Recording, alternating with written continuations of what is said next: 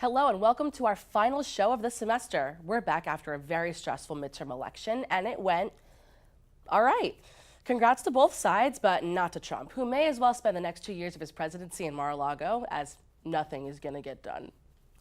This round of elections was incredibly historic. The midterms brought to office the first 2 Muslim congresswomen, the first Native American congresswoman, the first openly gay governor, and the youngest woman ever to be elected to Congress, among many other firsts. No word yet on whether this makes up for putting Kavanaugh on the Supreme Court, though. President Trump faced criticism this week for canceling an appearance at an event in France commemorating the 100th anniversary of World War I due to rain. This is perfectly understandable, though. It's not like we would ask millions of Americans to brave not just rain, but also snow, mud, disease, enemy artillery, and mustard gas to serve their country, protect democracy, and stand with our allies. Oh, wait. It's not all good news from the midterms, though. Texan dreamboat Beto O'Rourke lost his Senate race to human blobfish Ted Cruz. Progressive activists across America responded by telling O'Rourke he Beto run in 2020. You know that feeling when your G Wireless won't connect, it's 11:59 p.m. and your assignment's due at midnight? Well, so does Florida. This past week, the state equivalent of a Chili's bathroom conducted a recount for several close midterm races. Sadly, among many other incidents impacting the recount, Broward County submitted their results 2 minutes past the 3 p.m. deadline, and the recounted votes will not be accepted. Says Broward County's Director of Elections, Joe D'Alessandro. Basically, I just worked my ass off for nothing, and attributed his error with the unfamiliarity with the Secretary of State websites. We've all been there, Joe. Next time, submit a doctor's note too. For many of us here at university, it's necessary to vote through absentee ballot. Not being at the forefront of your home politics can be difficult. Here to talk about voting through an absentee ballot is Miriam. Hey, Hannah. Hey, girl. So I heard that you're one of the many people that's voting through an absentee ballot. What do you think? Easy, difficult? Well, you know, I got my ballot in the mail and I discussed the candidates with my friends from back home and I just voted. What district are you in back home? I think I'm in District 2. Who'd you vote for your representatives? How'd they do? I don't remember. Actually, I think my representative wasn't up for election this year. Oh, well, that's impossible, considering representatives only serve 2-year terms. Did you just not remember? I mean, it was so long ago. I have a lot on my mind. This isn't the only thing I've been thinking about. I have actual real people problems. Oh, so politics aren't real people problems? No, that's not what save it, all right? Anyway, are there any propositions on the ballot that you found were interesting? You know, I really can't recall. What about the one, Proposition 13, the one about dogs? Did you vote for that one? Oh, yeah, duh. That one, I think I voted yes. Yeah, I just made that up right now. You didn't vote, did you? I'm sorry. Like, it's just that I just didn't have time, you know? And my ballot got here so late. By the time I had it, I just thought it wouldn't even count anyway. So what's the point? What's the point? Seriously? Do you realize that voting is one of the only ways in a democracy to make your voice be heard? Well, I'm sorry. I just didn't understand anything. Like, don't they say an uninformed vote is just as bad, if not worse, than not voting at all? Dude, there are so many ways to become informed. We have this nifty little thing called the internet. These are all just excuses. Stop blaming me. This is all the government trying to suppress my vote. How can they expect me to fill out a ballot and send it in the mail? The man is trying to keep me down, and you're in on it. What? No, you just didn't vote. Thanks for joining us, but maybe in 2020 you could come back with some better news, all right? Speaking of 2020, CNN's Brooke Baldwin sat down with a group of registered voters to look ahead to some potential candidates for the next election. Let's see what they came up with.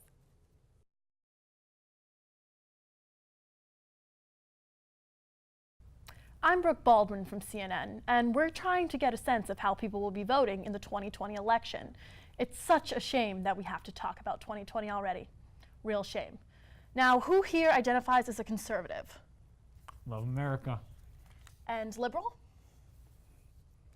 And I'm assuming you identify as an independent. That's right. I'm Ken Bone, the face of America's undecided voter, also known as the apolitical guy looking for something to do on a Tuesday off. Okay, on a scale of 1 to 5, with 1 being the lowest and 5 being the highest, how would you rate the job President Trump has done? Don't even say his name. Trump is the worst president ever. Well, we'll have to fact check that later. Oh, you're so triggered. Trump is so good. He's so big and he's so strong. We were so weak when that bum was in charge. I give him a million because he makes the libs so mad. Ken, what do you think? I mean, I don't know. How could you not know? He's been terrible for communities across the countries, and he's already decimated most of the progress we made under Obama. Hey, let's keep it civil. It's important to listen to what he has to say. What do you think he's been doing in winning or losing lately? Trump is winning so much. You libs hated Kavanaugh just because he really likes beer. Beer is America's drink. Nobody likes Starbucks, deep state lib globalist Howard Schultz. I like beer. Ew, Starbucks is problematic since they had that racist employee. Hey, Justice Kavanaugh is an alleged sexual harasser, okay? The FBI didn't prove anything, even though they're trying to overthrow a really good president. Liberals need to get their facts straight, otherwise they're gonna see another 4 years of Trump. Okay, so I'll rule out Howard Schultz as president. So let's get to the real question. What are you guys looking for in a presidential candidate? And again, it's so tragic that we need to talk about this already. I mean, you're the only one talking about it. Truly tragic. The media shouldn't have to operate like this. I think this is something we can all agree on. The press hasn't covered real issues like gun violence, and when was the last time you heard about Flint in the news? I don't know, CNN's fake, but the libs don't like election coverage. Do I trigger the libs with real news or do I let them win? I don't know. Frank, are you okay? I love the president. I love the president. Okay, again, what type of candidate are you looking for? Trump. 4 more years, and then Don Jr., and then Ivanka, and I don't know who's after that. I only vote for the president, but I only vote for people that he likes because otherwise I don't vote. I'll just screw up the polls real good when I pop out of my garage and vote for Donnie. What about you, Christina? Ugh, anybody but Trump. I want someone who isn't openly racist and a Nazi. Sometimes he says racially charged things. Let's be civil. No, he's pretty racist. And why do you keep telling us to be civil while Frank over here gets to say whatever he wants? Lib. Hey, let's not get personal. Frank's voice is a voice we haven't elevated enough in politics. We need to hear from him. Be respectful. Kind of ridiculous if you ask me. We need to move on. We need to talk about the election 2 years from now. Christina, who do you want? Bernie or Elizabeth Warren or someone with experience who also cares about the future. I'm totally conflicted and want to vote for like 8 different people because they're all so great. Hillary Clinton. Crooked Hillary, lock her up. Not doing that again. No, like, I'm just saying you guys are totally gonna end up with Hillary again. You want Biden, Beto, but you're getting Hillary. Ken, you haven't spoken a lot. What's your thoughts? I'll just pick whoever lands on tails when I flip a quarter that morning. Oh, we're so screwed. We'll have to see whether this country will fall apart after the commercial break. Hi, Colonials. Did you know there are hundreds of ways for you to volunteer with GW? Each year, over 1,500 alumni, parents, and friends contribute thousands of hours to make our community stronger. There are countless ways you can volunteer, so it's easy to choose an opportunity that is most meaningful to you, like connecting with students and alumni based on your student involvement, identity, or personal interests, getting involved with your local alumni network, mentoring a current student via our online mentoring platform, connecting with prospective students through undergraduate admissions opportunities, serving on an industry network leadership council, becoming a social media ambassador. The list goes on. No matter where you are in the world or how much time you have to give, you can connect and volunteer with GW. And the best part, it's easy to get involved. Just visit alumni.gwu.edu/volunteer to learn more about these and other opportunities. Because of your service to GW, you are able to make a direct impact on the lives of former, current, and future students. We look forward to working with you. Raise high.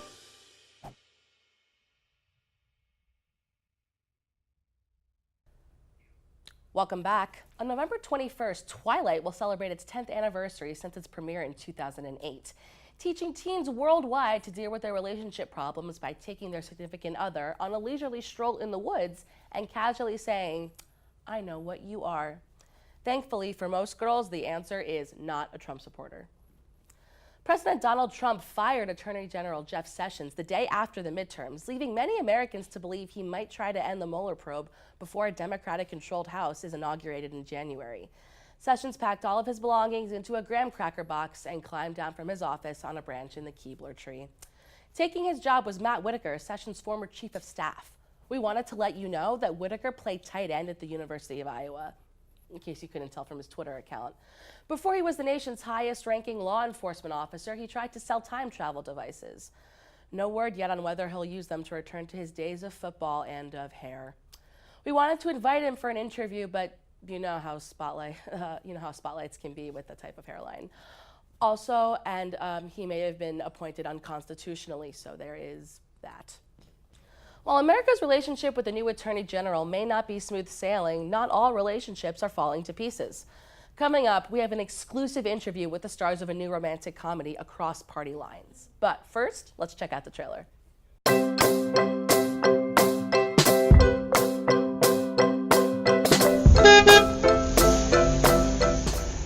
Hey, how are you? I'm good, how are you? Good. You know, I'm sorry I couldn't make Grandma's funeral, but I had an assignment due and I figured, well, Grandma's dead. She won't care anyway.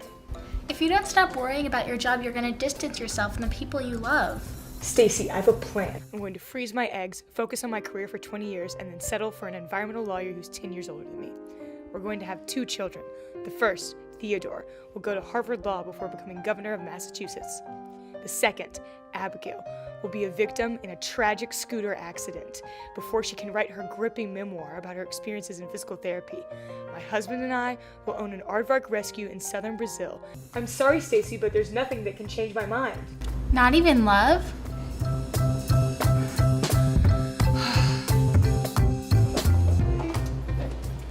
So I need you to interview Barrett Sullivan for Monday's feature. Sullivan? Yeah, that's what I said.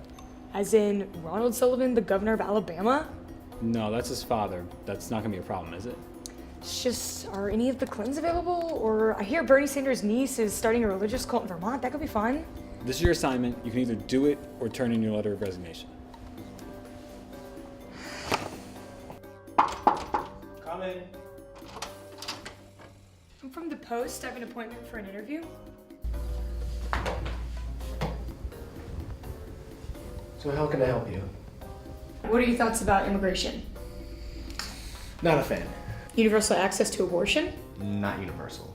Climate change? Change? In my climate? I don't think so. You know what? I'm sorry, I can't do this. What do you mean? I can't pretend like I think of you as a person and not a physical vessel that Satan lost control over in a bet with Mitch McConnell. Well, that's how you feel? Then fine. Fine. I can't believe you met him. He is like so hot. But he believes that birth control is the devil's portal into a woman's soul. Yeah, but like also he's super rich. That he is, Stacy. That he is.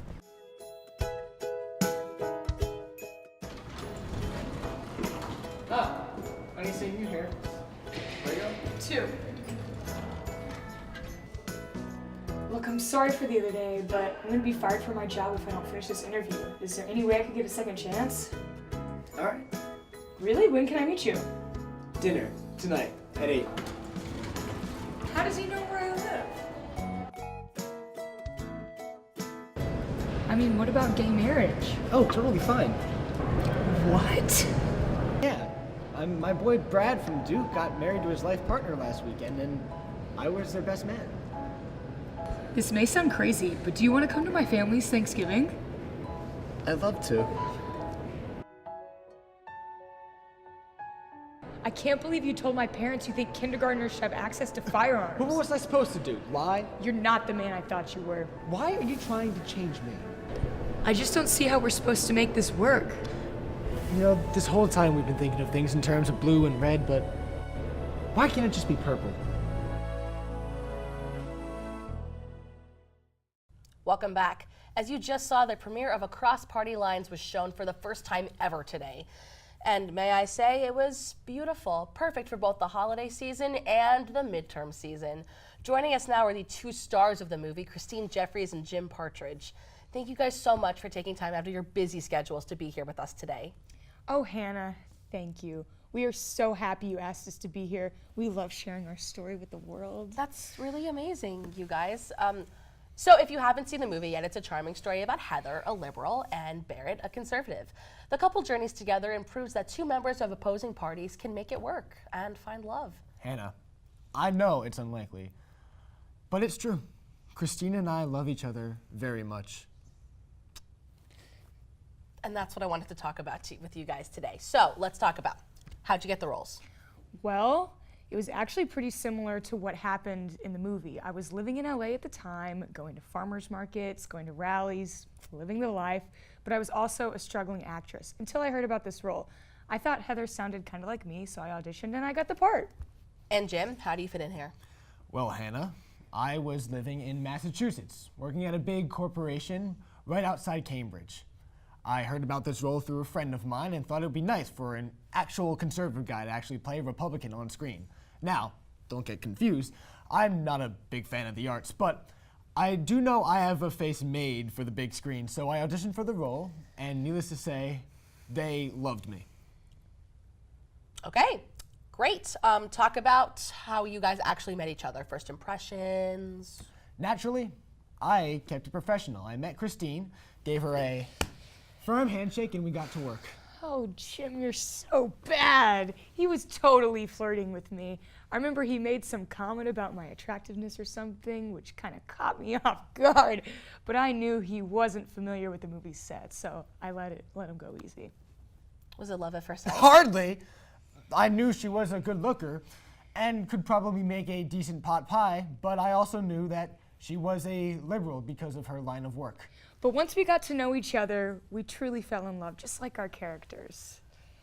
And you know, I said it before, it's so refreshing to see people coming together despite their different political parties. Well, that's us. We just can't get enough of each other, even though he doesn't believe in climate change. And even though she thinks she should get paid the same amount as me for the film. I am your equal! Whoa, all right, you know what? I think we're getting a little bit off topic here. Why don't we talk about the location? Even though the film takes place mainly in DC and in Alabama, it was actually shot in Winnipeg, Canada. How did being outside of the city strengthen your relationship? It was actually fantastic. Canada is so beautiful, and we actually shot some scenes out in the majestic forest, which was great. It was so nice to be away from the US and just be together away from politics. Christine and I had an excellent time in Canada, but America is still #1 in my heart. Jim, we've been over this. You don't have to say that America's the best country in every interview. We get it. I just feel that it's important for everyone to know that I am a proud American and a proud supporter of our president, Donald Trump. Jim, you said you weren't going to do this. We're on national TV. You know what? It's actually just a college TV show, and we're not national, only Facebook and YouTube. Christine, I don't see any point in holding back. And quite frankly, I think you should be more vocal about your patriotism. You know I love this country. We are making so much positive change, more women in Congress. Enough about women in Congress. You talk about it every day. It's enough. Are you guys okay? Oh yeah, we're fine. It's just what we do. It's just playful banter, don't worry. I mean, you really went at it there. No, really? It's all good. And sometimes a little friendly argument can really help out in the bedroom. All right, you know what? That's it right there. Christine, Jim, thank you both so much for joining me on the show and for sharing your amazing story with us. And don't forget to watch Across Party Lines coming to Netflix this month, and we'll see you back right here on the show after this short commercial break. All right, we'll be ready in about 5 minutes. I'll be ready.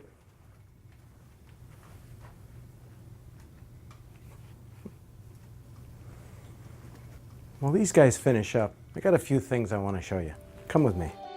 Over the summer, we gave a lot of things a new fresh coat of paint and a new look, including the Vern Shuttle Express.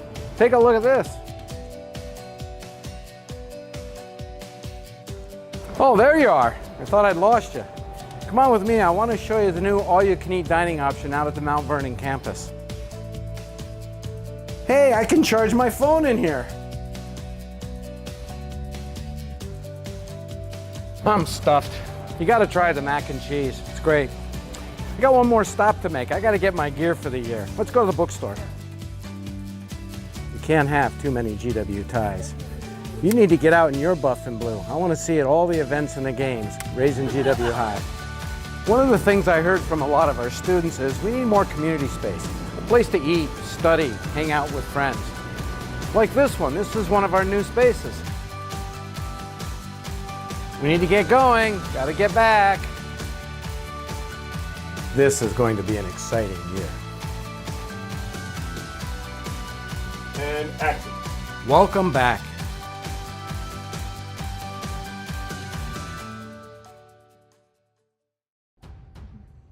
It's America's most sacred holiday.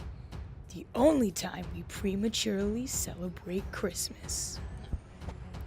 It's your day to get what you want. You woke up at dawn for this. It's cutthroat. It's every man for himself. It's class registration. The only thing scarier than white suburban moms wrestling to death over an LG fridge in a Walmart.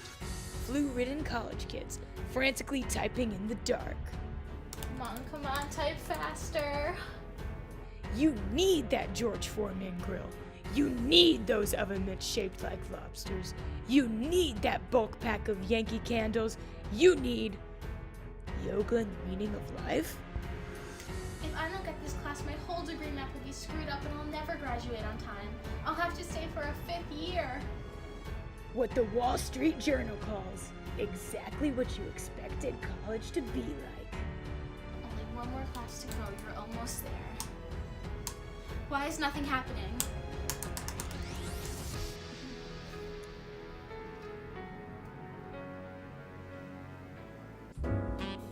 Happy holidays from GWTV. So as you all know, Thanksgiving is right around the corner. Now, while we all have a lot to be thankful for, the holidays can bring up some uncomfortable political conversations, especially amongst your relatives. So today, we have Sam here to teach us on how to properly navigate those rocky conversations. Thank you for having me, Hannah. Thanks for being here. So, what exactly can we do to help?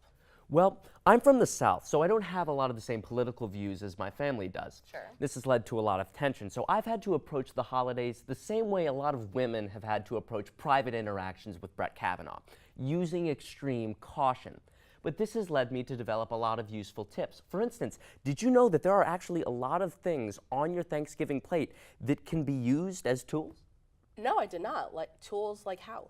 Well, okay, let's take the napkin, for instance, okay? Now, personally, I prefer a sturdy cloth napkin, but any old paper napkin will do.